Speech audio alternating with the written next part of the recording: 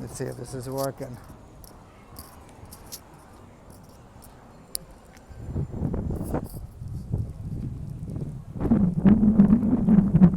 You can't tell if anyone is looking at this. Dear Lord.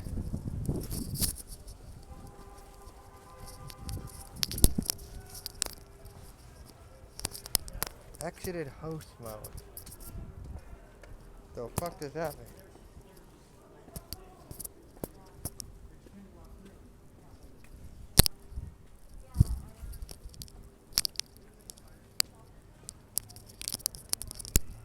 Hold on. Dear Lord. Getting this shit off. Feeling great. So, that kind of sucked.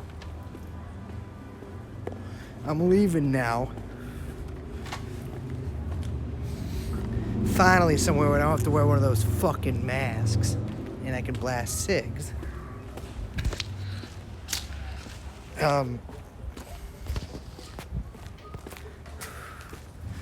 Figured, so I earlier ran into some technical difficulties and also it was kind of boring. And so I didn't walk basically to somewhere where I could get reception. But let me tell you, you can't get reception in large groups of people. Everyone's hogging up all the 5G. Anyways, now I'm walking. I'm leaving. So there was about, someone said 10,000 people. Every estimate, whenever you see an estimate, it's always wrong. Probably about 5,000 people. Probably, that's a lot of people. But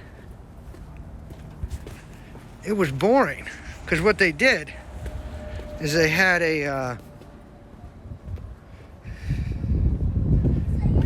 in this big park, but no one was standing in the park. They made us stand on the streets on the side of the park, so it didn't make a whole lot of sense. And so I stood there on a side street because I'm not getting there early or nothing. I stood there on a side street, bored as hell. Oh, look at this. This is where this is, huh? This guy? Can't believe this guy's still running. Dear Lord.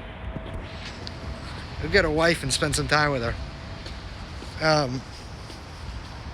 Stood there on a side street for about 2 fucking hours. Bored out of my fucking mind. Couldn't hear nothing. Couldn't hear no speeches. The stench was overwhelming. Not of the people, although there was a sage lady, but of the open sewer, which was somewhere near us. So the whole place stunk like shit. I'm gonna get these headphones on.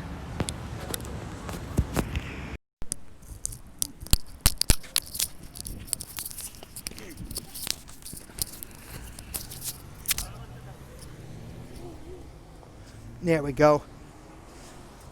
Ah, Christ. Anyways, place stunk. I tried to light a cig, but everyone got mad at me because people apparently prefer the smell of raw sewage to the smell of a Marlboro Light. The greatest cigarette in the world. Anyways, now I'm fucking cruising because, so check this out. The fucking march happened. Everyone's up all these side streets. And I'm like, why the fuck? I asked a friend of mine, I was like, the fuck do they have this here? There's like, usually you get a big ass rally with a lot of people. You have it in some kind of open square. And granted, this was at the park, but no one was staying in the park. And then she said, oh, it's because of snipers. Which, yes, there have been snipers, but I think one of the hallmarks of San Francisco's response to these protests has been basically muted from police. They have San Francisco, it's not Oakland, right? There's about 40 poor people in San Francisco. It used to be 41, but now there's about 40. And so no one really goes buck wild. And so I'm like, I don't think But what she said that it was like, it was to prevent snipers. And she's like, black people think about this kind of things. And I'm like, I don't think really anybody takes snipers into consideration that often in their daily lives. And then she pointed at some people, she's like, those are snipers. I'm like, that guy's on the roof of his house. It's just like some schlubby guy. If that guy's a cop, God help the police. They're not getting anywhere. And so, you know, I fired off a couple of rounds just to spice things up. Just kidding. No, I tried to fucking cruise around, and then I was like, well, I'll stream again, and I'll just, you know, talk about what's going on. But I tried to, no fucking reception. And then I was like, I don't even know what I would talk about. The one notable thing, there was a lot of girls there, which, respect. But this felt very different than the other two. I went to marches Saturday and Sunday, and this felt very different, a lot less aggressive and angry. And it's about, you know, 5 times bigger than the one on Sunday. And it was a lot of like, as opposed to the last one I went to, which was like a lot of kind of normal people, there was a lot of like hip young people.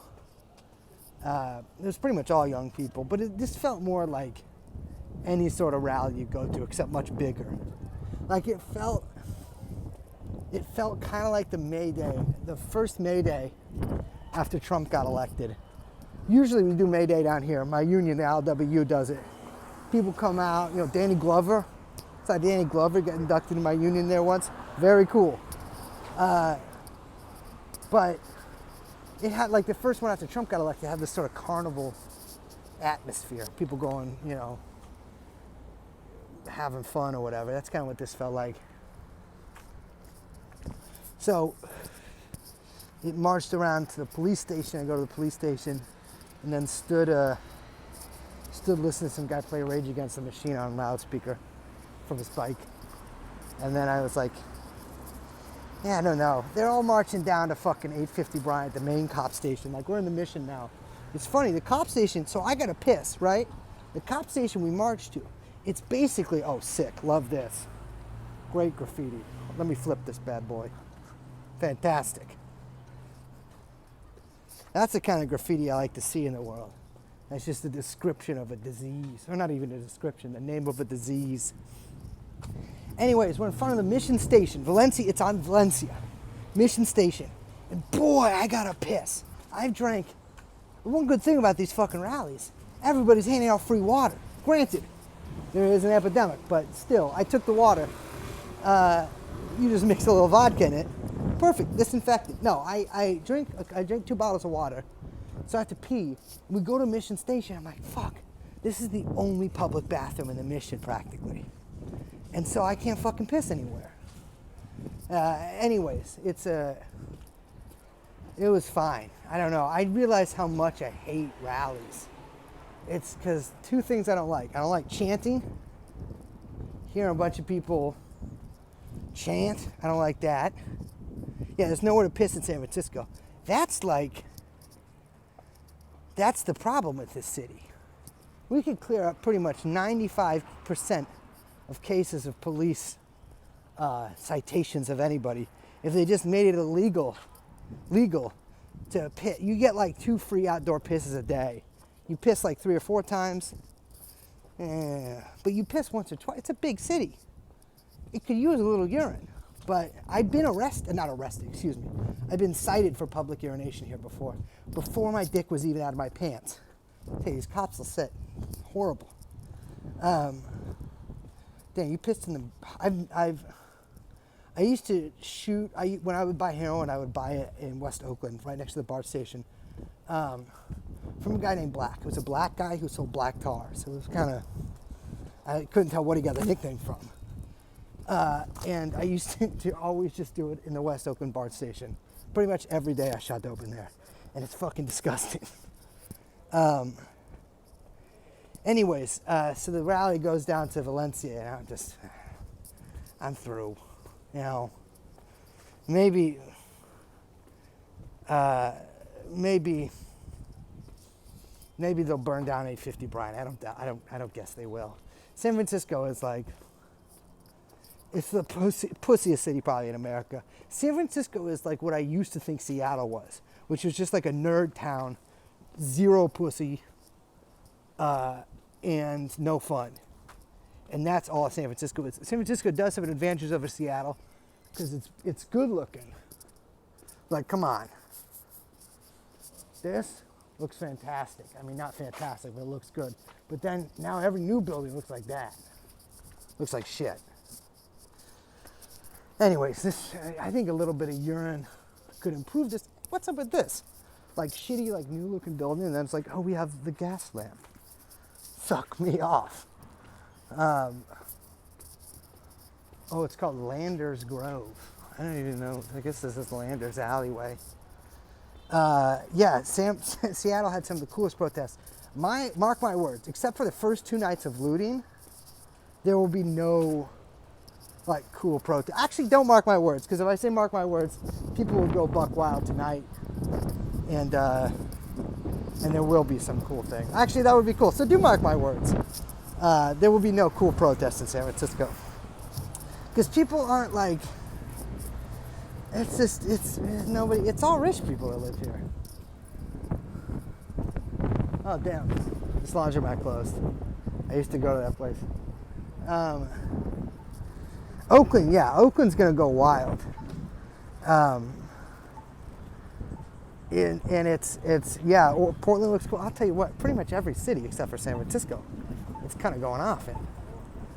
But San Francisco, it's like, I tell you, every worst kind of guy you can think of that live here, that could live anywhere, they live here. Yeah, I saw that Zoom call or whatever they had with the city council. I have a feeling, because I've been to a few of those, I have a feeling that they just mute it. Like if they're the person getting yelled at, they just mute it.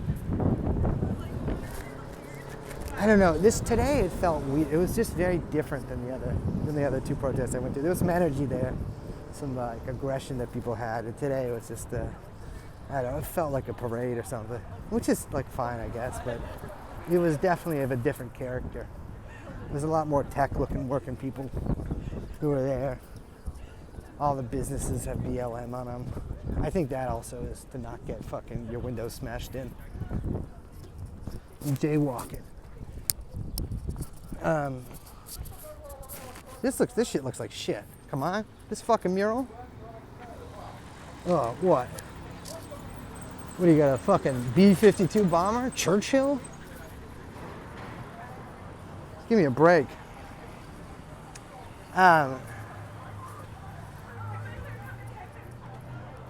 Yeah, it's San Francisco is the worst. Things that San Francisco is unbeaten in. Worst murals in the world. Worst businesses in the world. Worst people in the fucking world. Worst rents in the world. San Francisco is undefeated in every category. Awful.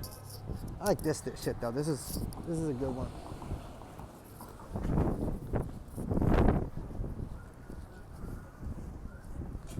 Well, cherries there? Look, grapes.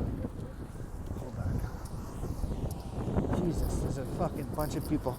I feel it's kind of cool that everyone just decided that you can't get COVID anymore.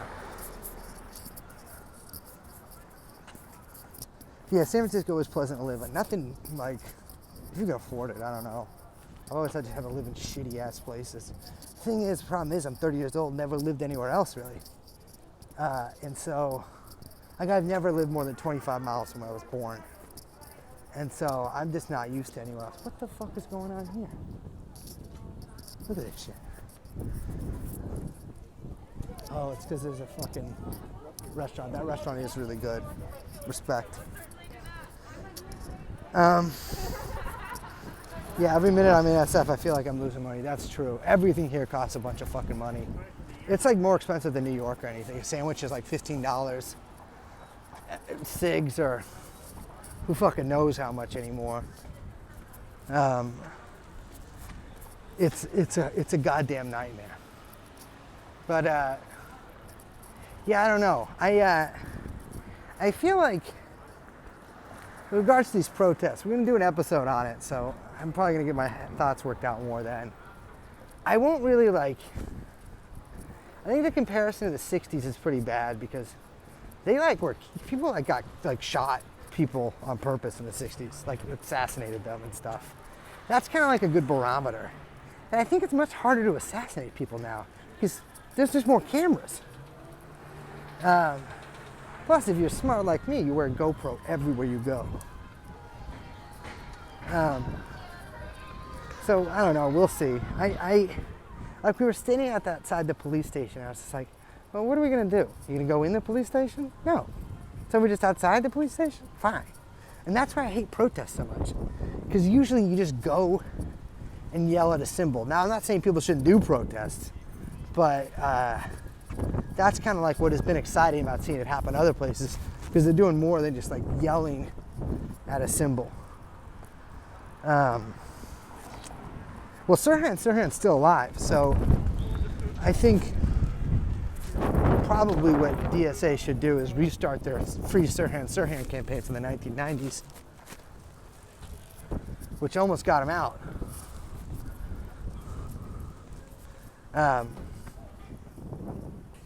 This is kind of cool. I always like the way that laundromat looked. Oh, this over here too. I don't know if this is harboring change. It's too early to say. I don't know. I'm for it, but I think anybody who's basically like predicting the effects, all they can do is just guess. You can't say one way or the other. Who fucking knows? It could totally things aren't linear, you know, like there's too many variables. You can't really see the effects of something. I'll tell you what, the IB, the fucking local 6 over here, the electric workers, greatest fucking logo. But these guys are fucking assholes. It's like, feel all the fucking building trades people. Bevan Dufty for DCCC, sucking my caca. There's cool guys that work there. There's a lot of Spartacists that work there, or in the union. But, whew, I was like this church sign. It looks all fucked up. Also, the church just looks like an apartment building. That'd be a good plan. Don't fucking, oh, this guy, he's not gonna run me over, he's turning. I always like the way that looked. Yeah, I think one thing, like the thing is, that's like, this is really different than Ferguson. Obviously, the fact that there are protests happening, like, duh, that's similar. But like at Ferguson, like people had lives to go back to, and right now, if they're like, everyone's gotta go home, what the fuck are you gonna do at home? Fucking what, 40 million people unemployed?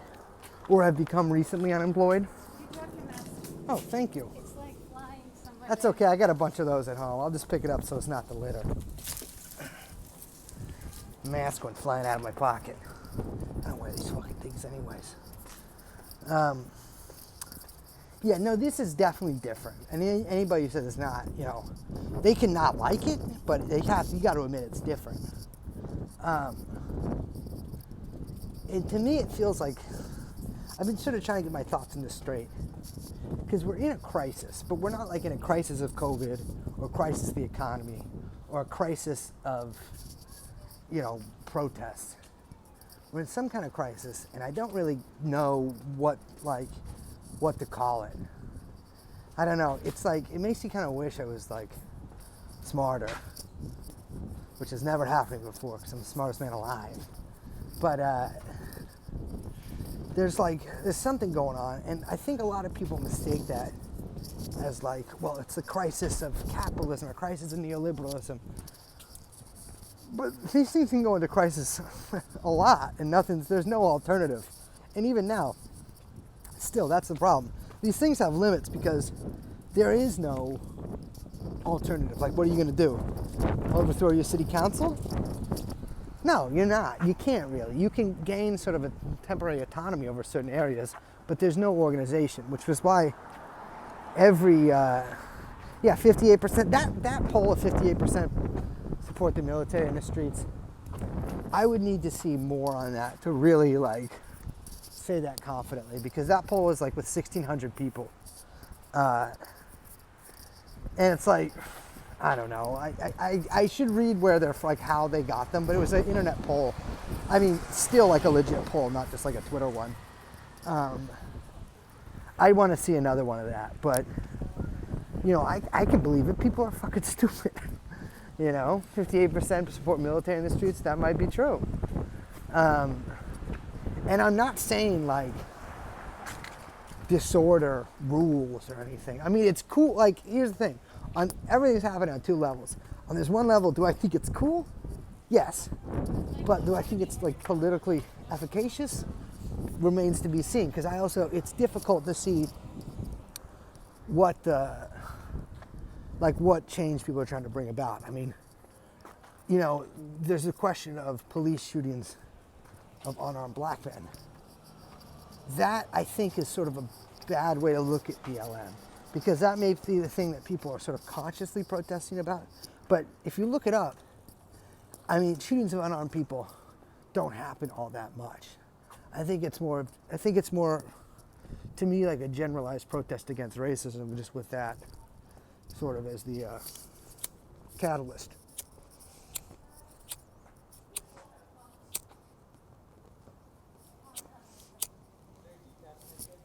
We love our cigs. But it's kind of like, there's no organization there. That's the thing. And then that's like, you can have dreams of like revolution or whatever all you want, but, you know, there's no organization and there isn't enough mass involvement to really obviate that. So like, the way I've kind of been trying to think of it, it's like, and again, like, I'm still working all this out. Like, I have not made up my mind really at all. And I've spent all this, like, we sort of even pushed back recording an episode just because I want to get my thoughts, or both of us want to get our thoughts more in order. Because I haven't really seen a take on this that feels right or that I agree with. I did get an electric lighter. I got one for my go bag, but it's in there. I don't want to take it out. I don't really smoke that much anymore. I usually smoke Juul, but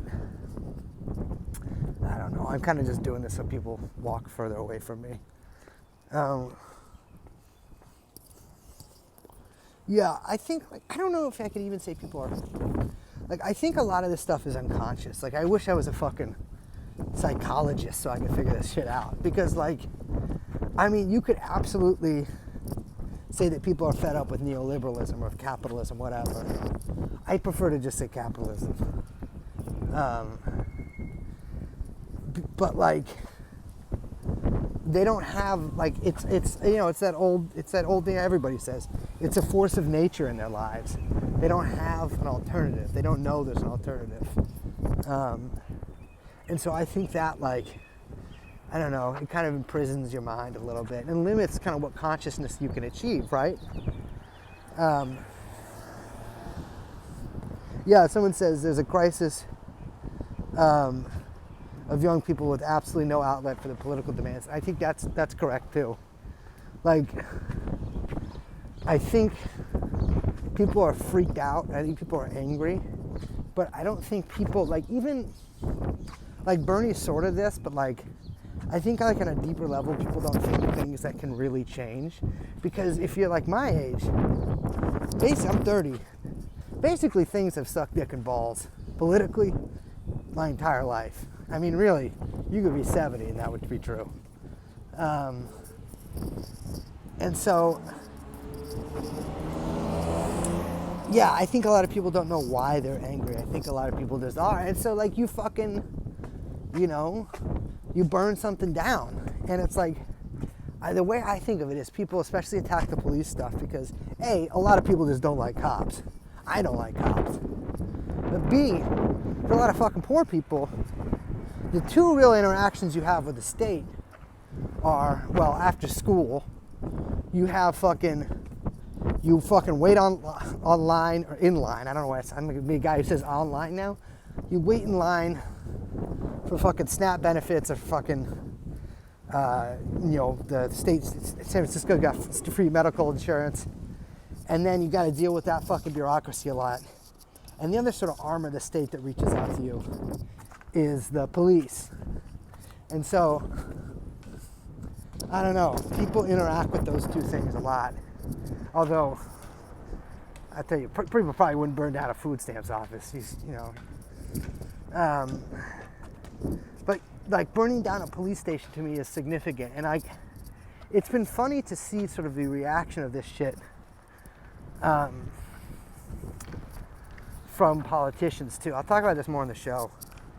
But you see fucking Trump blaming Antifa, and you have the fucking Democrats blaming white supremacists or like Russia. Although I feel like they dropped the Russia. Although I did see that someone was saying it was like Zimbabwe, because they can't blame black people or middle class whites, because both of them, Trump wants to get enough black people voting for him to shave off some of the Biden's like lead in swing states, and both of them want middle class white votes. So if you are Trump and you blame Antifa, well, no Antifa is voting for you anyways. And if you're fucking, whatever that guy's name is, Jacob Free or something, the Minneapolis guy, well, no white supremacists are voting for you. It's like, I think this drives people crazier too, because both of those are sort of, Antifa, of course, is more believable if you don't really know much about him. I mean, the fact is that Antifa does not have enough people or sympathizers to be doing any, great deal of damage on like a nationwide scale. And while like some white supremacists have like come and stood by these protests, I've seen basically no indication that they're involved in any way, let alone burning down buildings. And so you're seeing like, if you're an average person, it's like you're just seeing this deluge of just like insane and false information. And so like, I don't know, I think that's why Americans go so fucking crazy, is because, you're just presented with these two totally contradictory things all the time in so many different cases. Damn. That lame frozen custard place closed. Respect. I don't know.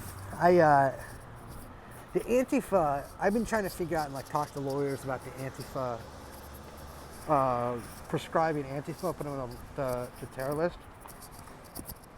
Because what I'm a little worried about is anybody who knows me knows that I'm not a big Antifa guy. I think a lot of it, I think if you do a political movement, you gotta have goals and you gotta, adjust all your tactics to meet those goals. I don't think Antifa has proven very popular. Which doesn't mean you can't beat up white supremacists or whatever, but I don't know. I've just witnessed it in action a few times here.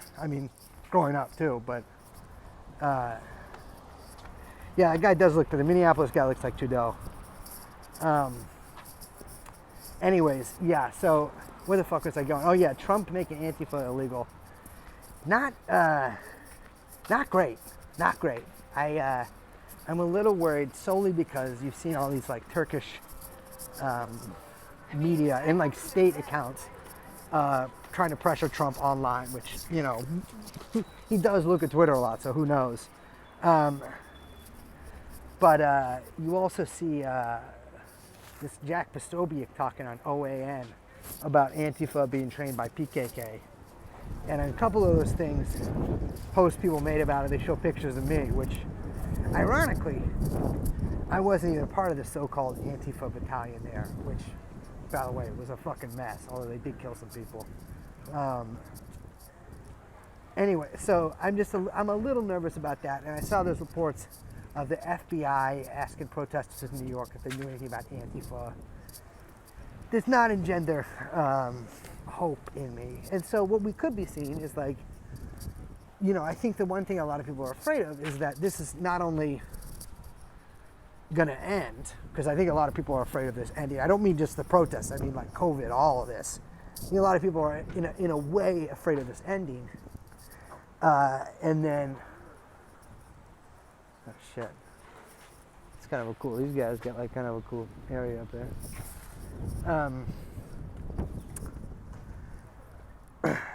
Yeah, I don't know. I think a lot of people are afraid of this ending and afraid of like increased and like insane repression after this.